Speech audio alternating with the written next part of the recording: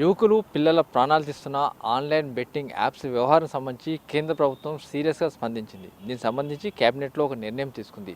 Online betting apps మొత్తాన్ని కూడా దేశవ్యాప్తంగా నిషేధించాలని నిర్ణయం తీసుకుంది. ఈ మేరకు చట్టం చేయాలని కూడా ఒక ప్రతిపాదనను ఇవాళ పార్లమెంట్లో పెట్టబోతున్నారు. అయితే మరోవైపు చూసినట్టయితే దీనికి సంబంధించి ఆన్లైన్ బెట్టింగ్ యాప్స్ సంబంధించి యువత ఏ విధంగా చెడిపోతున్నారు, దీని బారిన పడొద్దు అని చెప్పి కూడా అడిషనల్ డీజీ స్థాయిలో ఉన్న సజ్జనార్ కూడా గత కొన్నాళ్ళ నుంచి పోరాటం చేస్తున్నారు. ప్రస్తుతానికి సజ్జనార్ మనతో ఉన్నారు. సార్ చెప్పండి, మీరు చేస్తున్న పోరాటం చివరికి ఫలించింది అనుకోవచ్చా? మంచి పరిణామము. ఈరోజు కేంద్ర ప్రభుత్వము ఒక ముసాయిదీ బిల్ని తీసుకురావడం జరిగింది. చాలా ఒక మంచి శుభ పరిణామము, చారిత్రాత్మక కూడా అని చెప్పొచ్చు. ఎందుకంటే చాలామంది తెలియకుండానే లేదంటే చేప కింద నీరు పారినట్లు చాలా చోట్ల కూడా ఇది ఒక పెద్ద న్యూసెన్స్ అయిపోయింది. చాలామంది యంగ్ యూత్ అందరు కూడా చనిపోవడం జరిగింది. చాలామంది బాధితులు ఉన్నారు. వాళ్ళు చాలామంది ఫ్యామిలీస్ కూడా వాళ్ళు నష్టపోవడం జరిగింది. సో ముఖ్యంగా ఈరోజు ఈ ఒక కేంద్ర ప్రభుత్వం తీసుకున్న చర్య ఒక చాలా చారిత్రాత్మక అని చెప్పొచ్చు. ఒక సోషల్ మెనెస్ని ఇది కంట్రోల్ చేసే ఒక అవకాశం ఉంటుంది. చాలామంది రకరకాల చెప్తున్నారు కాబట్టి దీనివల్ల చాలామంది నష్టపోయినారు. ముఖ్యంగా లాస్ట్ గత 6 months నుంచి ఆల్మోస్ట్ ఈ సంవత్సరం నుంచి మీకు కూడా నేను పేరు అభినందిస్తున్నాను. ఎన్టీవీ కూడా ఐ స్టిల్ రిమెంబర్, మీరు జనవరి 1st రోజు వచ్చి నా బయట కూడా తీసుకోవడం జరిగింది. సో ఆల్మోస్ట్ లాస్ట్ 8 months నుంచి నేను కూడా కంటిన్యూస్గా దీనిపైన say no to betting apps అని చెప్పి ఒక హ్యాష్ట్యాగ్ క్యాంపెయిన్ కూడా చేయడం జరిగింది. చాలా millions of people have followed that hashtag. చాలామంది ట్వీట్ చేశారు. ఇక్కడ కాకుండా బయట దేశం నుంచి కూడా చాలామంది ట్వీట్ చేసి మాకు మద్దతు పలికరించారు. ఇప్పుడే మన తెలంగాణలో కూడా ఆల్మోస్ట్ దాదాపు 45 మంది సూసైడ్ చేసుకున్నారని చెప్పి మనకు తెలుస్తుంది. సో ఇది మన దగ్గర ఇట్లా అయితే ఇంకా దేశవ్యాప్తంగా కూడా ఎక్కువ మంది చనిపోయినారు, చాలామంది సూసైడ్స్ చేసుకున్నారు, చాలామంది అప్పుల బాధలు బాకీ పడినారు. సో అందుకు ఈ పరిణామం వల్ల ఈ ఆన్లైన్ బెట్టింగ్ కూడా ఆగుతుంది. మనకు కూడా ఈ వచ్చిన తర్వాత కూడా పోలీసు కూడా మళ్ళీ అందరు కూడా సంబంధించిన స్టేక్ హోల్డర్స్ కూడా ఇంట్రెస్ట్ తీసుకుని వాళ్ళు కూడా ఈ చట్టంని ఇంప్లిమెంట్ చేసి మళ్ళీ ఈ మెనేస్ మళ్ళీ ఏదో రూపంలో, ఎందుకంటే చాలాసార్లు చూస్తాను ఏదో ఒక రూపంలో వాళ్ళు వస్తూనే ఉంటారు. అది కాకుండా మనం చూసుకోవాల్సిన బాధ్యత అందరిపైన ఉంది. ఇక్కడ కూడా మన తెలంగాణ రాష్ట్ర ప్రభుత్వం కూడా మన గవర్నర్ అయిన ముఖ్యమంత్రి గారు కూడా మార్చిలో సెషన్ టైంలో కూడా ఒక సీనియర్ ఆఫీసర్స్ మీటింగ్ పిలిపించి చాలా క్లియర్ కట్ ఆదేశం ఇవ్వడం జరిగింది. తర్వాత ఒక సిట్ కూడా ఫామ్ చేయడం జరిగింది. దీనిపైన చాలా లోతుగా స్టడీ చేయాలా, ఇది ఎట్లా అరికట్టాలని చెప్పి కూడా చాలా ప్రోయాక్టివ్ స్టెప్ కూడా తీసుకోవడం జరిగింది. దీన్ని చూస్తే మీరు దీనిపైన ఎందుకు పని చేయాలనుకున్నారు? అంటే నేను చాలా సంవత్సరం నుంచి డిపార్ట్మెంట్లో పనిచేశాను. చాలా చోట్ల కూడా ఈ ఎకనామిక్ ఆఫెన్సెస్ పైన చాలాసార్లు కూడా చాలా కేసు కట్టడం జరిగింది. అంతకుముందు లోన్ యాప్స్ కావచ్చు, ఎంఎల్ఎం కావచ్చు, చీటింగ్స్ కావచ్చు, ట్రేడింగ్ యాప్స్ పైన కూడా చాలా మనము చేయడం జరిగింది. దీన్ని కూడా నా దృష్టికి రావడం జరిగింది. చాలామంది నాకు ట్వీట్ చేశారు.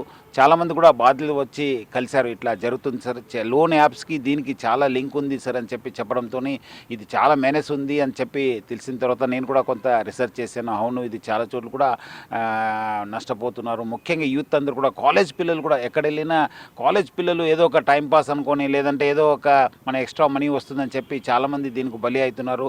అది బాధకరం. అంటే ఇంట్లో తెలిసేది కాదు. చాలామంది ఇంట్లో తెలియకుండా చాలామంది బయట అప్పు చేసుకోవడము, చాలా చివరి స్థాయిలో వచ్చి అక్కడ ఫ్యామిలీ చెప్పడము, వాళ్ళు కూడా చాలా షాక్ అవడం జరిగింది. సో అలాంటి కేసు చూసిన తర్వాత మనం ఒక ఉద్యమం తీసుకురావాలని చెప్పి నేను సోషల్ మీడియా ద్వారా ట్వీట్ చేయడము, రెగ్యులర్గా ట్వీట్ చేశాను. Say no to betting apps కూడా క్యాంపెయిన్ తీసుకోవడంతో మంచి మనకు స్పందన వచ్చింది. చాలా పబ్లిక్లో కూడా మంచి అవేర్నెస్ వచ్చిందని చెప్పి మనం చెప్పుకోవచ్చు. దీన్ని చూస్తే ఇప్పటివరకు తెలంగాణలో బెట్టింగ్ యాప్స్ కావచ్చు, ఆన్లైన్ యాప్స్ కావచ్చు, వీటి మొత్తంగా నిషేధించింది. అంటే ఇలాంటి గేమింగ్ యాప్ నిషేధించింది. అయినా ఏదో రూపంలో ఇటు తెలంగాణ, ఆంధ్రాలో వస్తూనే ఉన్నాయి. దానికి సంబంధించి మళ్ళీ మీరు పోరాటం చేశారు, కానీ ఎప్పుడు కూడా వాళ్ళు వస్తూనే ఉన్నారు. దీనికి సంబంధించి పర్మనెంట్ సొల్యూషన్ ఇప్పుడు చట్టం వస్తుంది అనుకోవచ్చా? డెఫినెట్లీ వస్తుంది. ఎందుకంటే ఇది బికాజ్ మనం తెలంగాణ, ఆంధ్ర రాష్ట్రంలో ఇది నిషేధం ఉన్నా వేరే దగ్గర ఇది నడిచేది. ఇప్పుడు మీరు గతంలో చూస్తే మనము ఈ మనీ సర్క్యులేషన్ స్కీము మనము స్టడీ చేసినప్పుడు 1965లోనే మన అప్పుడున్న పాలసీ మేకర్సు, అప్పుడున్న ప్రభుత్వము ఒక సపరేట్ చట్టం తీసుకుంది. Price chits and money circulation schemes banning act అని చెప్పి తీసుకొచ్చింది.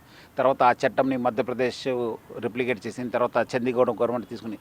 బట్ తర్వాత ఏమైంది, అది ఎక్కడో దగ్గర, బికాజ్ స్టేట్లో చేస్తే అక్కడ ఉంటుంది కానీ వేరే దగ్గర ఇది అలవాటు ఉండటంతో చాలా చోట్ల కూడా నడిచేది. సో అప్పుడు మళ్ళీ 1975లో కేంద్ర ప్రభుత్వం ఇంట్రెస్ట్ తీసుకుని అప్పుడున్న జేమ్స్ రాజ్ అనేవాళ్ళు డిప్యూటీ గవర్నర్ ఆర్బీఐ, తర్వాత యూటీఐ చైర్మన్ అయినారు. ఆయన నేతృత్వంలో కమిటీ వేసించి 1978లో చట్టం తీసుకొచ్చి 1988లో అది 80లో ఇంప్లిమెంట్ కావడం జరిగింది. ఇట్లా అంటే మనము ఒక దగ్గర నడిచి ఒక దగ్గర నిషేధిస్తే అది కంట్రోల్ కాదు. ఇప్పుడు కంట్రోల్ మొత్తం కంట్రీలో తీసుకురావడంతోనే డెఫినెట్లీ ఇది పరిణామం ఉంటుంది. మనము అడ్మినిస్ట్రేటర్సు, పాలసీ మేకర్సు, పోలీస్ అందరూ కూడా మళ్ళీ చట్టం వచ్చిన తర్వాత దానికి తగ్గట్టుగా పనిచేసి దానికి తగ్గట్టుగా సిస్టమ్ డెవలప్ చేసి మళ్ళీ ఒక మెనెస్ కాకుండా మళ్ళీ ఇలాంటి క్రైమ్ రాకుండా చూసుకోవాల్సిన బాధ్యత అందరిపైన ఉంది. కేంద్ర ప్రభుత్వం ఎట్లా క్యాబినెట్లో ఆమోదించింది, పార్లమెంట్లో పెట్టబోతుంది, మీరు చేసే ప్రతిపాదనలు ఏమైనా ఉన్నాయా? అంటే అదే అది చూసిన తర్వాత డెఫినెట్లీ, ఎందుకంటే నేను కూడా చాలా మందితో మాట్లాడడం జరిగింది, చాలా సీనియర్స్ ఆఫీసర్ కూడా దృష్టికి తీసుకురావడం జరిగింది. ఇట్లా మెనేస్ ఉందని చెప్పి డెఫినెట్లీ ఆ స్టడీ చేసిన తర్వాత మళ్ళీ ఏమాదిరి అవకాశం ఉంటే అది ఎట్లా ఇంప్లిమెంటేషన్ దానిపైన స్టడీ చేసి మళ్ళీ definitely will suggest some changes or మళ్ళీ ఏమాదిరి చేస్తే బాగుంటుంది సమ్ సిస్టమ్స్. ఎందుకంటే మనము చట్టం తీసుకుని వస్తున్నాం కానీ బట్ ఆ సిస్టమ్ లేకపోవడం వల్ల కొన్నిసార్లు మళ్ళీ ఇలాంటి నేరం జరుగుతున్నాం. ఆ సిస్టమ్స్ పెట్టడానికి నా వంతు కృషి చేస్తాను. బెట్టింగ్ యాప్స్ బారిన పడకుండా యువత కావచ్చు లేకుంటే చిన్న వాళ్ళకి కావచ్చు మీరు ఎలాంటి సూచన చేస్తారు? ఎందుకంటే వాళ్ళు డబ్బులు వెళ్తుంటాయి కానీ వచ్చే ప్రసక్తి ఉంటుంది, కాబట్టి మీరేం చెప్తారు? సో నేను అందరు కూడా మన యంగ్ ఫ్రెండ్స్ కావచ్చు, మన యూత్కి అందరు కూడా చెప్తున్నాను, there is no shortcut to earn money. కష్టపడితేనే మనం డబ్బులు సంపాదిస్తాము.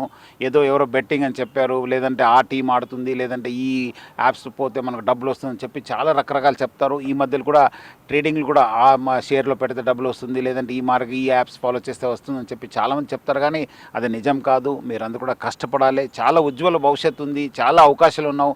ఆ అవకాశాన్ని వాడుకొని మీరందరూ కూడా పైన రావడానికి, అదేవిధంగా మీరు దీంట్లో పడితే మీరు నష్టపోతారు, మీ కుటుంబం కూడా నష్టపోతుంది. చాలామంది అట్లా నష్టపోయినారు. మొన్న జగిత్యాలలో కొడుకు చనిపోయినారు, తర్వాత ఫాదర్ కూడా చనిపోవడం జరిగింది. ఎంత బాధకరం అంటే ఒక వారం రోజులోనే ఇది జరిగిపోయింది. మొత్తం వాళ్ళ ఫ్యామిలీ మెంబర్స్కి ఎంత విషాదం ఉంటుంది.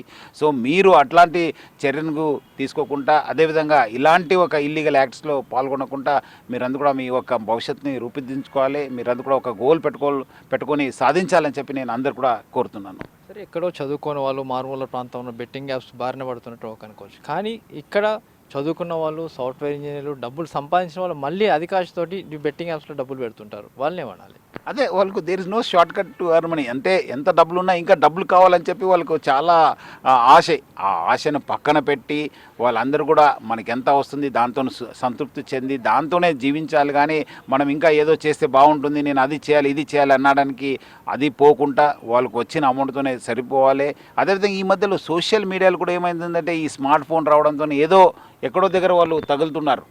అది ఆ స్క్రోల్ చేసినప్పుడు, ఆ రీల్స్ చూసినప్పుడు, ఆ ఇన్స్టాగ్రామ్లో ఏదో ఒక పోస్ట్ వచ్చినప్పుడు చేస్తున్నారు. మీరు అలాంటి జోలికి పోకుండా మీరు మీ పని చేసుకోవాలి. సోషల్ మీడియా నుంచి దూరం ఉండాలి.